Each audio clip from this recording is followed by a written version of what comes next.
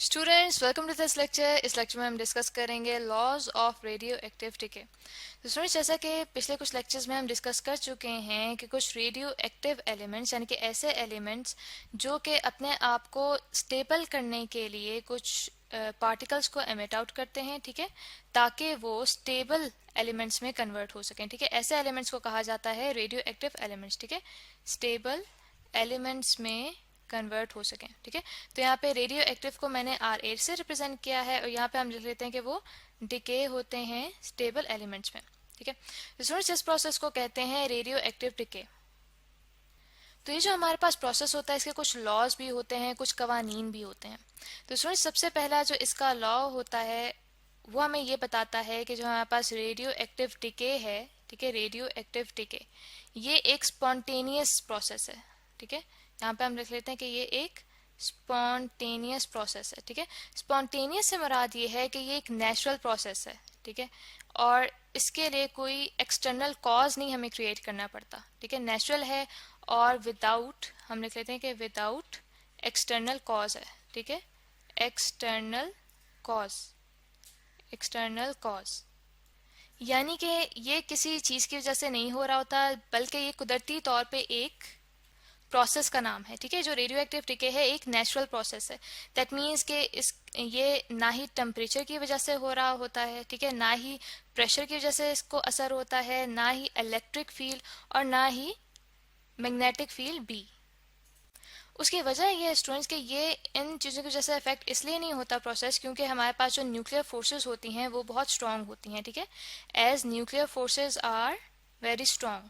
ठीक है, बहुत स्ट्रांग होती हैं, जिसकी वजह से ये जो प्रोसेस है एक नेचुरल प्रोसेस है और ये किसी एक्सटर्नल कॉज यानी कि टेम्परेचर, प्रेशर, इलेक्ट्रिक फील्ड और मैग्नेटिक फील्ड की वजह से नहीं हो रहा होता।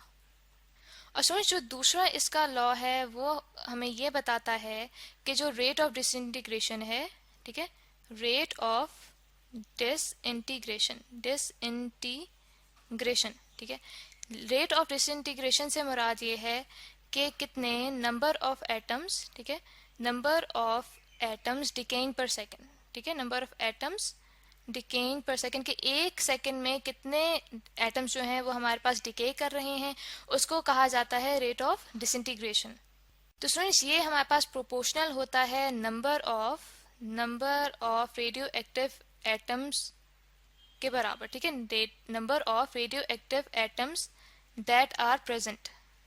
ठीक है, यहाँ पे दोबारा क्लियरली लिख देते हैं प्रेजेंट को, PRESENT, प्रेजेंट। ठीक है, तो स्टूडेंट्स इसको मैं दोबारा रिपीट कर दूं कि दूसरा लॉ हमें ये बताता है कि जो रेट ऑफ डिसइंटीग्रेशन है दैट मीन्स के नंबर ऑफ एटम्स जो डिके कर रहे हैं एक सेकंड में, ठीक है, एक सेकंड में जो डिके कर रहे हैं ये नंबर हमारे पास डायरेक्टली प्रोपोर्शनल होता है number of radio active atoms के जो कि हमारे पास मौजूद हैं।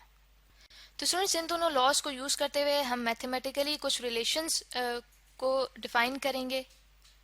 तो उसके लिए सबसे पहले हम सपोज करते हैं कि मिसाल के तौर पे कि एट टी इक्वल्स टू 0 यानी कि जब हमारे पास टाइम 0 है तो तब हमारे पास जो number of radio active atoms है, ठीक है, जो हमारे पास रेडियो एक्टिव एलिमेंट है और उसके जो एटम्स हैं उनका हमारे पास नंबर क्या है, n0।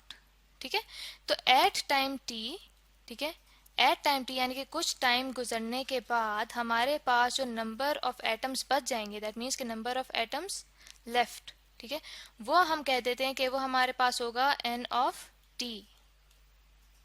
तो इस तरह से हम कह देते हैं कि ये जो हमारे पास नंबर बचा है, ठीक है, डिके होने के बाद वो हमारे पास बचा है n ऑफ टी, और जो हमारे पास एटम्स डिके कर रहे हैं, ठीक है, एटम्स डिसइंटीग्रेटिंग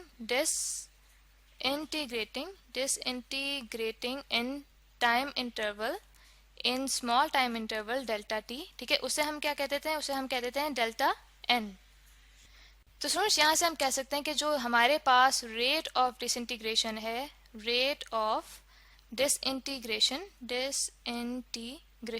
वो किसके इक्वल है, वो हमारे पास इक्वल आ जाता है delta N divided by delta T. ठीक है, कि एक टाइम इंटरवल में हमारे पास कितने एटम्स जो हैं वो डिके कर रहे हैं। तो स्टूडेंट्स जैसा कि हमने दूसरा लॉ देखा था कि दूसरा लॉ हमें ये बताता है कि जो हमारे पास रेट ऑफ डिसइंटीग्रेशन है वो डायरेक्टली प्रोपोर्शनल है number of radio active atoms present. ठीक है। तो यहाँ पे आप देख सकते हैं कि हमारे पास जो रेट ऑफ डिसइंटीग्रेशन है वो क्या है, delta N by delta T बना है, ठीक है। और उसके साथ ही हमने देखा है कि जो हमारे पास number of radio active atoms present हैं, यानी कि जो बच चुके हैं, उनको हमने यहाँ पे किससे डिनोट किया है, एन ऑफ टी से।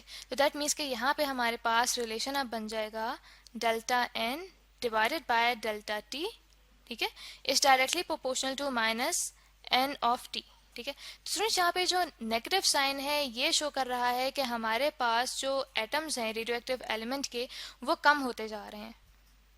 तो स्टूडेंट्स जब इस प्रोपोर्शनैलिटी के साइन को हम रिमूव करेंगे तो हमारे पास कांस्टेंट ऑफ प्रोपोर्शनैलिटी आ जाएगा, जो कि यहाँ पे मैं लिख रही हूँ minus lambda N of T, ठीक है। तो स्टूडेंट्स ये जो लैम्डा है ये कहलाता है डिके कांस्टेंट, ठीक है। यहाँ पे हम लिख लेते हैं कि ये कहलाता है डिके कांस्टेंट। कांस्टेंट को मैं स्मॉल करके C N S double T से लिख रही हूँ, ठीक है।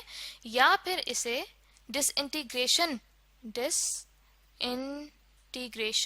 ठीक है, डिसइंटीग्रेशन कांस्टेंट भी कहा जाता है, ठीक है, कांस्टेंट। तो स्टूडेंट्स यहाँ से हमें पता चलता है कि जो हमारे पास delta N by delta T है ये हमारे पास है rate of disintegration per second, और इसी रेट को एक्टिविटी भी कहा जाता है, ठीक है, एक्टिविटी। तो स्टूडेंट्स इस रिलेशन से हमें ये पता चल रहा है कि जितना ज़्यादा हमारे पास डिके कांस्टेंट की वैल्यू होगी उतनी ही ज़्यादा हमारे पास एक्टिविटी होगी, दैट मीन्स कि उतने ही ज़्यादा हमारे पास एटम्स डिके कर रहे हैं। इसीलिए हर एलिमेंट के लिए इस डिके कांस्टेंट यानी कि लैम्डा की जो वैल्यू है वो फिक्स होती है। तो स्टूडेंट्स यहाँ तक हमने रिलेशन अभी रिलेट किया है डिके कांस्टेंट का रेट ऑफ डिसइंटीग्रेशन के साथ। तो इससे फर्दर जो मैथमेटिकली हम सॉल्व कर रहे हैं वो हम नेक्स्ट लेक्चर में सॉल्व करेंगे। तो आई होप स्टूडेंट्स कि यहाँ तक लेक्चर आपको अच्छे से समझ आ गया होगा।